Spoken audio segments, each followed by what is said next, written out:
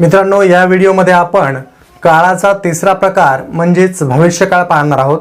तर भविष्यकाळाचे एकूण 4 उपप्रकार कोणते पडतात, त्यांच्यावरती प्रश्न कशा पद्धतीचा विचारला जातो ते संपूर्ण आपण या व्हिडिओमध्ये माहिती पाहणार आहोत। ठीक आहे, तर सर्वात अगोदर आपण भविष्यकाळ कशाला म्हणायचं, तर मित्रांनो, ज्या काळावरून आपल्याला भविष्यात घडणाऱ्या घटनेचा जर अर्थबोध होत असेल तर त्या काळाला आपण भविष्यकाळ असं म्हणत असतो।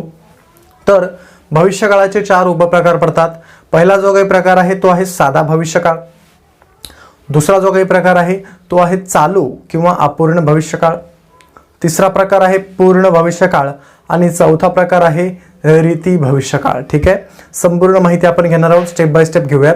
तर यामधला भविष्यकाळाचा पहिला उपप्रकार इथे घेतोय मी, साधा भविष्यकाळ। ठीक आहे, साधा भविष्यकाळ। तर साधा भविष्यकाळ कशाला म्हणायचं, जी क्रिया समोरच्या येणाऱ्या कालावधीमध्ये म्हणजे भविष्यामध्ये घडणारी आहे त्याला आपण साधा भविष्यकाळ म्हणूया। जसं पहिलं उदाहरण मला इथं आपल्याला इथं घेऊया, जय अभ्यास करेल। ठीक आहे, पहिलं उदाहरण पहा काय घेतोय, जय अभ्यास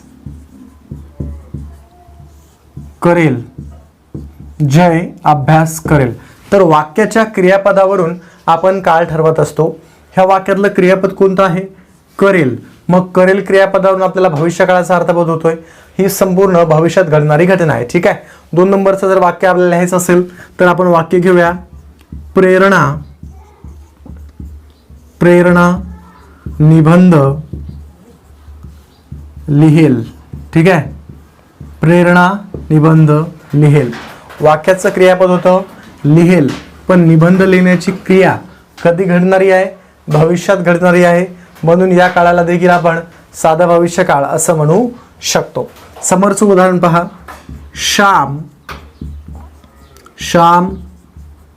झाड तोडेल, श्याम झाड तोडेल। या वाक्यातलं क्रियापद कोणतं होतं, तोडेल हे क्रियापद होतं। वाक्यातली क्रिया कधी घडणारी आहे, भविष्यात घडणारी आहे। मग या तीनही वाक्यावरून आपल्याला भविष्यकाळाचा अर्थबोध होतोय, म्हणून या आपण संपूर्ण काळाला साधा भविष्यकाळ असं म्हणू शकतो। मित्रांनो, त्यानंतर भविष्यकाळाचा दुसरा उपप्रकार आहे चालू किंवा अपूर्ण भविष्यकाळ। तर चालू किंवा अपूर्ण भविष्यकाळ कशाला म्हणायचं, भविष्यकाळात घडणारी घटना जर आपल्याला चालू असल्याचा किंवा अपूर्ण असल्याचा अर्थबोध होत असेल तर त्या काळाला आपण चालू किंवा अपूर्ण भविष्यकाळाचं वाक्य असं म्हणू शकतो। ठीक आहे, पहिलं उदाहरण आपण इथे घेऊया, जय अभ्यास करत असेल, जय अभ्यास करत असेल। ह्या पद्धतीचं वाक्य आहे, जय अभ्यास करत असेल। मग भविष्यामध्ये घडणारी घटना आहे, कारण इथे असेल हे क्रियापद वापरलं गेलेलं आहे। मग जय अभ्यास करत असेल म्हणजे अभ्यास करून पूर्ण झालं होतं का, त्याचं नाही, चालू होतं म्हणजेच अपूर्ण होतं, म्हणून या काळाला आपण चालू किंवा अपूर्ण भविष्यकाळाचं वाक्य असं म्हणू शकतो। ठीक आहे, 2 नंबरचं उदाहरण इथे घेऊया आपण, प्रेरणा निबंध लिहत असेल, प्रेरणा निबंध लिहत असेल। सर्वात प्रथम मला सांगा, वाक्यातलं क्रियापद कोणतं आहे, असेल हे क्रियापद आहे, बरोबर आहे। असेल क्रियापद असेल तर भविष्यात घडणारी घटना आहे, पण भविष्यात घडणारी घटना इथं आपल्याला काय अर्थबोध करून देते, प्रेरणा निबंध लिहित असेल म्हणजे निबंध चालू लिहित असेल म्हणजे तिचं निबंध लिहिण्याची प्रोसेस चालू असेल। पूर्ण झाली होती का, नाही, पूर्ण झाली नव्हती म्हणजे अपूर्ण होती। मग या काळावरून आपल्याला निबंध लिहिण्याची क्रिया चालू असल्याचा किंवा अपूर्ण असल्याचा अर्थबोध होतोय, म्हणून या काळाला देखील आपण चालू किंवा अपूर्ण भविष्यकाळाचं वाक्य असं म्हणत असतो। 3 नंबरचं वाक्य पहा, श्याम झाड तोडत असेल, श्याम झाड तोडत असेल। ह्या पद्धतीचं वाक्य आहे। तर सर्वात प्रथम वाक्याचं क्रियापद पहा, काय दिले गेलेलं आहे, क्रियापद असेल हे क्रियापद आहे। मग असेल क्रियापद असेल तर भविष्यकाळ, बरोबर आहे, असेल क्रियापद असेल तर भविष्यकाळ। आणि ह्या वाक्यामध्ये झाड तोडण्याची क्रिया चालू आहे ना, झाड तोडत असेल म्हणजे त्याची झाड तोडण्याची क्रिया चालू असेल। मग झाड तोडण्याची क्रिया जर चालू असेल म्हणजेच ती क्रिया अपूर्ण आहे, मग या काळाला आपण काय म्हणणार, चालू किंवा अपूर्ण भविष्यकाळाचं वाक्य असं म्हणणार. पण मित्रांनो, तुम्ही जर आपल्या चॅनलवर नवीन असाल तर चॅनलला सबस्क्राईब करून घंटीचं बटन प्रेस करून घ्या, कारण नेहमीच आपण या पद्धतीचे व्हिडिओ आणत असतो. मित्रांनो, त्यानंतर भविष्यकाळाचाच तिसरा उपप्रकार आहे पूर्ण भविष्यकाळ. ठीक आहे, पूर्ण भविष्यकाळ. तर पूर्ण भविष्यकाळ कशाला म्हणायचं, सर्वात प्रथम ते जाणून घेऊया.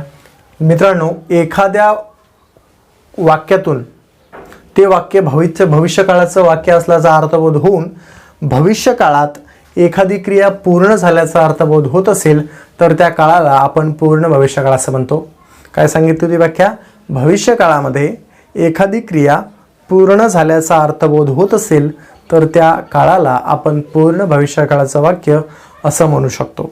जसं पहिलं उदाहरण मी ते घेतो आहे, जयने अभ्यास केला असेल. जयने अभ्यास केला असेल ह्या पद्धतीचं वाक्य आहे.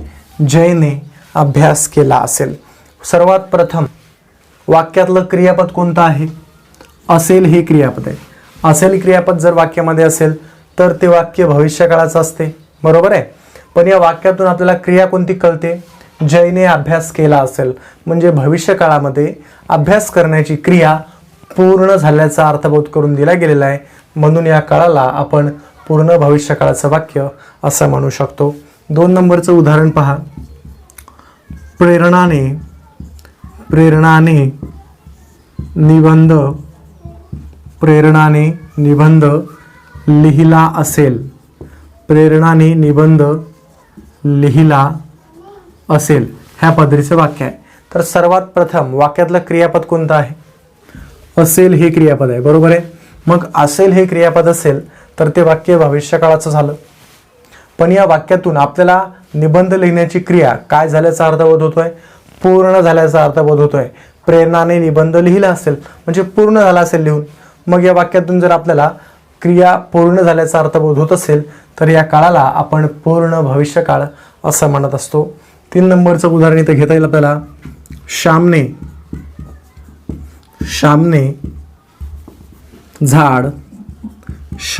झाड तोडले असेल. श्यामने झाड तोडले असेल. ठीक आहे, श्यामने झाड तोडले असेल. सर्वात प्रथम वाक्यातलं क्रियापद कोणतं आहे, असेल हे क्रियापद आहे, बरोबर आहे. मग वाक्यातलं क्रियापद जर असेल तर ते भविष्यकाळाचं वाक्य आहे. पण या वाक्यातून आपल्याला अर्थबोध काय होतोय, श्यामने झाड तोडले असेल म्हणजे झाड तोडण्याची क्रिया काय झाली असेल, पूर्ण झाली असेल. मग ज्या काळातून एखादी क्रिया भविष्यकाळामध्ये पूर्ण झाल्याचा अर्थबोध होतो त्या काळाला आपण पूर्ण भविष्यकाळ असं म्हणत असतो. त्यानंतर मित्रांनो, भविष्यकाळाचा जो काही चौथा प्रकार आहे तो आहे, ठीक आहे, चौथा प्रकार काय आहे, रीती भविष्यकाळ. रीती भविष्यकाळ. तर रीती भविष्यकाळ नेमकं कशाला म्हणायचं, तर भविष्यकाळामध्ये एखादी क्रिया सतत घडत असल्याचा अर्थबोध करून देणाऱ्या काळाला आपण रीती भविष्यकाळ असं म्हणत असतो. उदाहरणावरून आपलं क्लिअर होऊन जाईल. बघा, पहिलं उदाहरण इथे सांगतो आहे, जय अभ्यास करत जाईल. जय अभ्यास करत जाईल ह्या पद्धतीचं वाक्य आहे. जय अभ्यास करत जाईल. मग हे वाक्य आहे तर या वाक्यातलं क्रियापद कोणतं आहे, जाईल हे क्रियापद आहे. क्रियापद कोणतं आहे, जाईल हे क्रियापद आहे. मग जाईल क्रियापद जर असेल तर ते वाक्य कोणत्या काळाचं आहे, भविष्यकाळाचं आहे. ठीक आहे, इथपर्यंत क्लिअर झालं होतं. पण या वाक्यामध्ये जय अभ्यास करत जाईल म्हणजे भविष्यकाळामध्ये तो सतत अभ्यास करत जाईल, म्हणजे एखादी रीत ही सतत घडत असल्याचा अर्थबोध होतोय, म्हणून या काळाला आपण रीती भविष्यकाळ असं म्हणू शकतो. 2 नंबरचं वाक्य, प्रेरणा निबंध लिहत जाईल. प्रेरणा निबंध लिहत जाईल ह्या पद्धतीचं वाक्य आहे. प्रेरणा निबंध लिहित जाईल. ठीक आहे, वाक्यातलं क्रियापद कोणतं होतं? जाईल. मग जाईल क्रियापदावरून वाक्यातला काळ कोणता? भविष्यकाळ. पण या वाक्यामध्ये काय अर्थबोध करून दिला की प्रेरणा भविष्यामध्ये कंटिन्यूपणे निबंध लिहिण्याची प्रोसेस चालू ठेवेल. ठीक आहे. नंतर तिसरं वाक्य आपल्याला इथं घेता येईल. श्याम झाड तोडत जाईल. श्याम झाड तोडत जाईल या पद्धतीचं वाक्य आहे. श्याम झाड तोडत जाईल. सर्वात प्रथम वाक्यातलं क्रियापद कोणतं आहे? जाईल हे क्रियापद आहे. वाक्यातलं क्रियापद कोणतं आहे? जाईल हे क्रियापद आहे. बरोबर आहे. मग वाक्यातलं क्रियापद जर जाईल असेल, ठीक आहे, तर हे वाक्य झालं होतं भविष्यकाळाचं. कुठलं वाक्य झालं होतं? भविष्यकाळाचं. आणि वाक्यातली क्रिया श्याम झाड तोडत जाईल म्हणजे झाड तोडण्याची जी काही क्रिया आहे ती क्रिया भविष्यात सततपणे चालू राहणारी आहे. म्हणून या काळाला आपण रीती भविष्यकाळाचं वाक्य असं म्हणू शकतो. तर मित्रांनो, अशा पद्धतीने आपण 3ही व्हिडिओज घेतलेले आहेत, ज्यामध्ये पहिल्या याच्यामध्ये आपण पहिल्या व्हिडिओमध्ये वर्तमान काळ घेतलं, दुसऱ्या व्हिडिओमध्ये भूतकाळ घेतलं आणि तिसऱ्या व्हिडिओमध्ये आपण भविष्यकाळ घेतलं. अशा पद्धतीने आपण काळ पूर्ण केलेला आहे. तर मित्रांनो, अंकगणित भूमिती आणि बुद्धी एक एज्युकेशनल प्लॅटफॉर्म आहे. अनअकॅडमी काय आहे? एक एज्युकेशनल प्लॅटफॉर्म आहे. आता या प्लॅटफॉर्मवर तुम्हाला काय मिळतं? ठीक आहे, तर तुम्हाला विविध प्रकारचे लाईव्ह क्लासेस मिळतील. या प्लॅटफॉर्मवर काय मिळणार आहेत? विविध प्रकारचे लाईव्ह क्लासेस. त्याचबरोबर विविध प्रकारचे कोर्सेस देखील